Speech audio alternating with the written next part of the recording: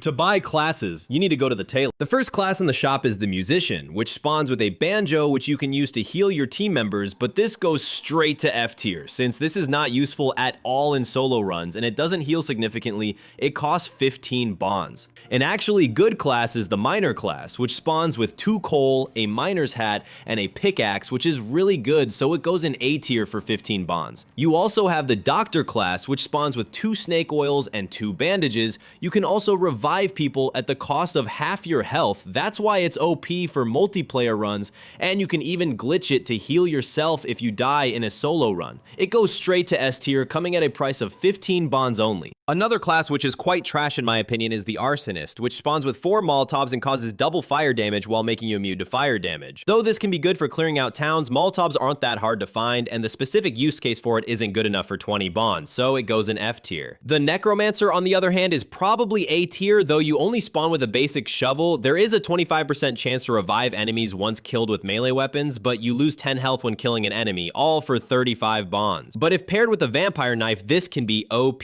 Another class coming at 35 bonds is the Packmaster, where you spawn with 3 wolves. It also allows you to tame any wolf and use dead wolves and bulletproof walls, which is a good ability, landing it in A tier. If you want to get money quickly, a good class would be the High Roller, where you obtain 1.5x money when selling an item, but there is a 10x chance of being struck by lightning, though this can be used to our advantage by charging up the electrocutioner using a lightning rod. If you want more detailed ways to exploit classes, comment down below and subscribe so you don't miss the videos. At only 50 bonds, which is steep, it is still a good class, but you can find enough loot to sell in towns, but in a multiplayer run, this might be useful to get all player guns and armor, landing it in A tier. A good class to speedrun bonds would be to get the cowboy class and do the horse flying glitch for and finish the game fast, though this takes the fun out of the game, but since it spawns with a gun, 2 boxes of ammo, and a horse, it can be very good for normal runs as well, coming at 50 bonds. For the same price, you can also get the Alamo, which spawns with 3 sheet metal, 3 barbed wire, and a helmet. This allows the train to be fortified early game, coming at A tier. At the same time, you could also get the werewolf, which provides double damage and speed at night, but reduces 10% of the stats, landing it in A tier. There is also the conductor at 50 bonds, where you spawn with 2 coal and the ability to drive the train at a max of 85. This isn't bad, but only really good for speedruns, so it goes in B tier. Now we get to the pricier classes, starting off with the survivalist, which is 75 bonds, just like the rest of the classes other than the ironclad. Players spawn with a tomahawk and gets 2x base gun damage. At the same time, if you are a noob who gets low on health easily, it is very good because for every 1 HP you lose, you get a boost of 1% to the damage you deal. There is also the zombie class, which allows you to eat corpses to gain health and also are less detected by enemies, but you lose the ability to use bandages and snake oil, which is a downside. In my opinion, it is F tier since snake oil gives you a very good speed boost, which is useful to clear out towns, castles, Tesla Lab, etc. An unreliable class would be the milkman, where you spawn with a milk bottle. When drenched in milk, the player gains faster regeneration and speed. The more drenched the better, but milk isn't readily available and milk rain can't always be relied on, so B tier. There is also the priest, who spawns with 2 crucifixes and 2 holy water, also being immune to lightning, which can be useful clearing out the Tesla Lab in towns early game, so A tier. My absolute favorite class is the vampire class though, which is too goated. You spawn with a vampire knife, and though you take damage in the sun, the damage is minimal and you can easily gain back your health when you hit enemies with the vampire knife, being able to outrun even werewolves. You also get 2 melee damage, so it is probably the best class in the game, going to S tier. We also got to take about the new classes, starting with the demolitionist, which spawns with 4 landmines and a gunpowder barrel and is immune to explosive damage, which allows it to easily raid Sterling without fearing any miner zombies, so it goes in A tier. There is also the hunter, which spawns with a crossbow and bear traps, but wild wolves will be werewolves, which is a huge downside, so it goes in F tier. Last but not least, we have the president class, where players are detected by enemies from much further away, but when the player dies, a strong soldier spawns, which will clear out the horde of enemies. This is an S tier for multiplayer runs, but not useful in solo runs at all, so overall B tier. We can't forget the ironclad though, which spawns you with a full set of armor, but you only move at 90% of the speed, which makes you a lot slower, though you can easily find armor in a normal run, and the speed decrease is not worth it because you still take melee damage. It is only okay for multiplayer, but for 100 bonds, this is not worth it. F tier.